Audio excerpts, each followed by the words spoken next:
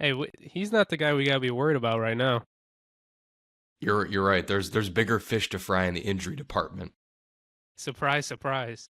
Yeah. Guys, you're never gonna guess who's hurt. You're never gonna guess. The season hasn't even started yet. I'll give you one guess. You're never gonna get this correct. You give me a hint. Does it? What? I don't know. What does it rhyme with? Uh, Hurt all I'll give season, son. It's funny. Satias Christian, Samuelsson. last episode, because he was already ruled day to day by the time we recorded last time. I think it was for our Atlantic preview, and Christian was like, "Guys, he's not day to day. He's week to week." And like in the back of my head, I was like, "I know he's right, but like I'm really hoping it's not. Like it's just a small thing." And then he's ruled week to week today. Like I was like, "Yep, Christian was right. Of course he was." One word you never want to see in an injury line is setback, because that it can mean anything. It's like if they say day to day and then you said it they had a setback, nobody knows what's going on. They could be out for months. The Sabres training staff too. Like, are you kidding me? Yeah. If someone says day to day, like Christian's right. They're not day to day. That wasn't supposed to be an issue, and that wasn't supposed to be an issue anymore. That was supposed to be. They've had 2 setbacks already. Two. One needed surgery. And you're paying both of them a combined like $8.5 million. Yeah, you're. Oh my god. And one of them's a 4th liner, and the other one's a 6th defenseman.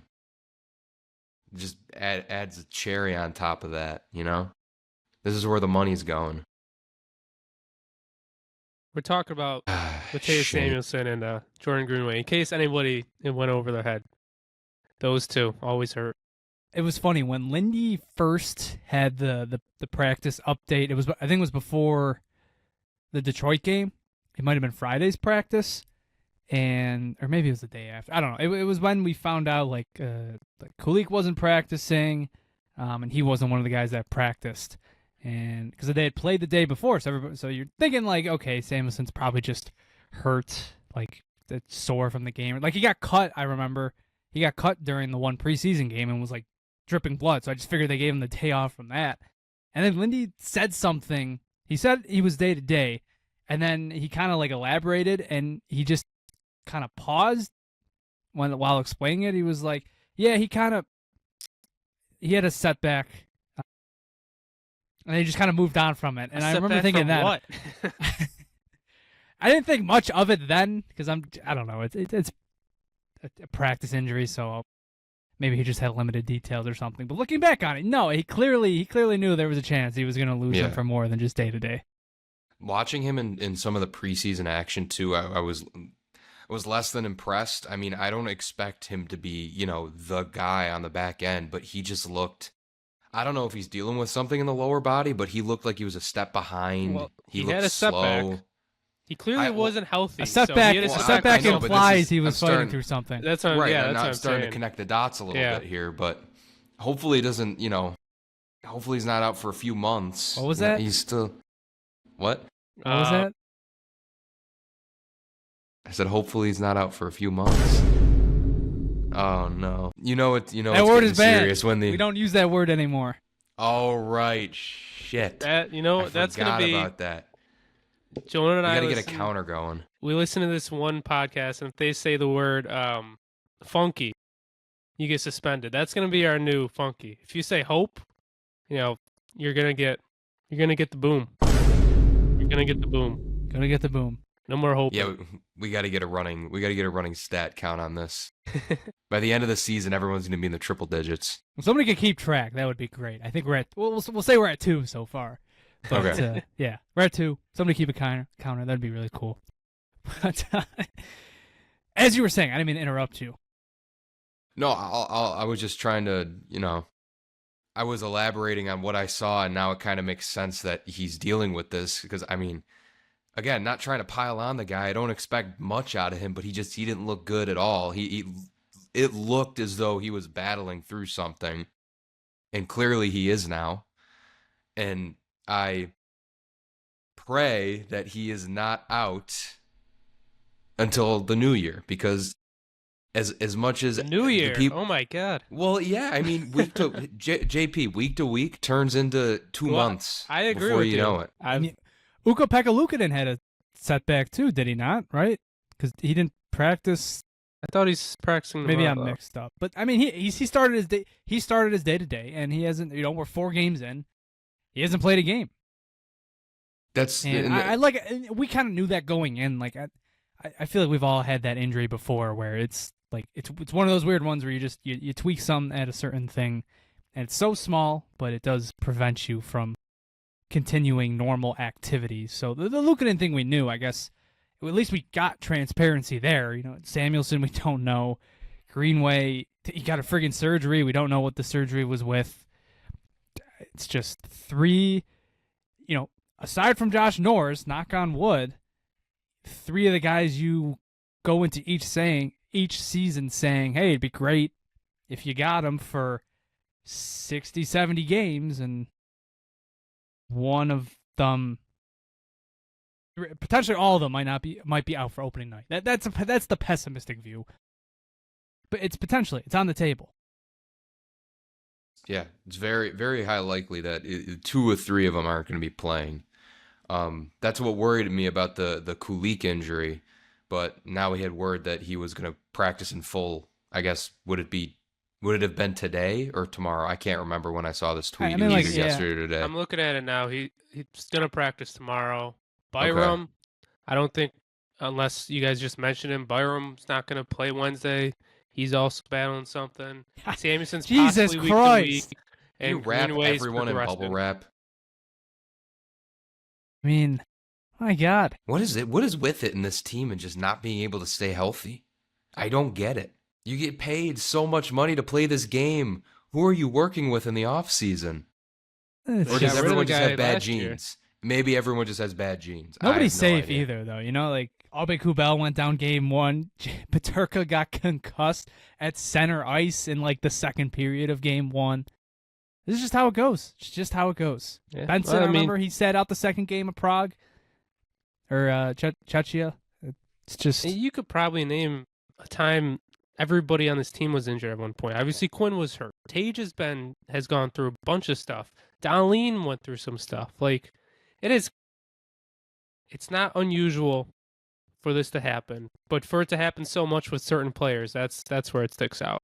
It's funny you kind of phrase it in that way.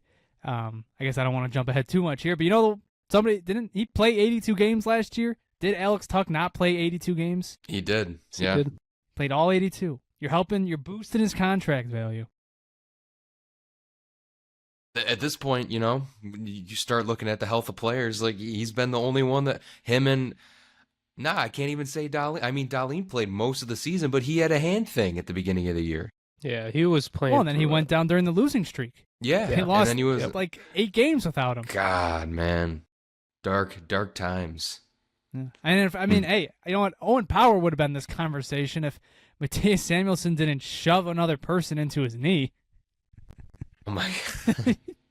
and then June rolls around and the GM is like, we have never had a conversation about buying out Mattias Samuelsson's contract. Any good organization would have tabled that just as a discussion. He's making so much money. He's hurt all the time. Now he's hurting your own players. Well, and it was the last period yet. Like, it would have saved them money. They could have gotten the 2/3 buyout where they wouldn't have had to pay him the full contract because he's under the age of, I think it's 24 or 23 maybe. Like, they had a window this year that would have saved the owner a lot of money. And I don't know. That clearly He obviously doesn't care about money. the Owner doesn't. A group of people, one person, I don't know, somebody with power in the organization. It could be collective. I don't know. It's all speculation. But it is crazy. Like, it feels like any other organization, you have this many injuries in such a short amount of time. Like, it is every season. Like, we make the jokes, but it's every season. It follows him around, and to not even, it just doesn't seem to get under their skin. Like, they don't seem to be losing any sort of patience with this. Well, we heard say what you want. rumors. Say what you want about the goaltending situation. They've lost patience with Devin Levi. there's 2 goalies ahead of him now. At a certain point, like even he got to the point, and he's still crushing it in the AHL. So it's just it's crazy that the Samuelsson thing this past summer, it wasn't even considered. Like the GM laughed. He didn't just laugh it off. He laughed at it. Well, and we heard rumors last year. I think Chad Dieteminis was the one who said it, that the Sabres are getting frustrated with Samuelsson, but clearly not, because they still kept him. Like, clearly there's still some organizational pull. He's still a captain too. Like, with everything that happened last year, who does he have dirt on? Like, who does this guy have dirt on? Like, I that's like the craziest thing to me, that he's still a captain. Like, it is tough to like strip some of their captaincy, but with what happened last year, I think it kind of would be justified, especially the whole narrative around him. And I think it would make a lot of sense for Jason Zucker to just step into that role, but no, he's still a captain. He's going to be not even start the season with the team. I think it makes it harder for him because it puts more of a, it's true. not just, hey, the contract is the contract, so that's always going to put a bit of a target or a bit of a spotlight on him, but you throw an A on him and you're putting him on a pedestal, like, hey, he's one of the main guys on the team. Like, the room supposedly respects him in that regard, or, at the very least, like, this is supposed to be one of our top players, and he's never on the ice enough to justify it. And even when he is, sometimes the level of play is very questionable. So, yeah, I get, like you said, it's tough to rip an A off somebody's sweater, but this isn't. You got to make tough decisions at some point. You got to send messages. And for a team that basically like Dylan Cousins got traded because he did something similar to Samuelsson, at least I think. The last game, remember there was that Dahlin was getting jumped by Brandon Hagel in the Tampa Bay Lightning, and Dylan Cousins just kind of sat on the outside of the net, and 24 hours later, he's gone. Is that why they traded him? No, but I don't think it's a coincidence. And I think that was a big part of it. So for Samuelsson to kind of just keep trudging along, it's a bit of mixed messaging from a certain point of view. Yeah.